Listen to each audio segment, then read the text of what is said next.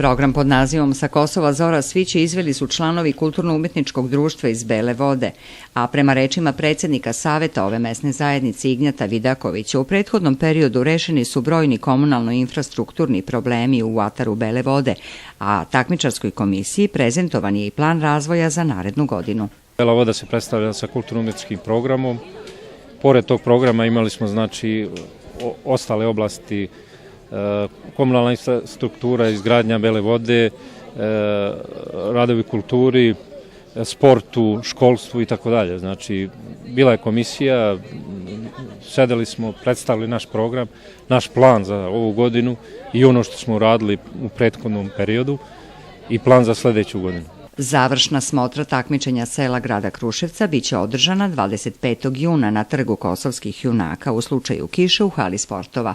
Organizator manifestacije Kulturni centar, a pokrovitelj grad Kruševac.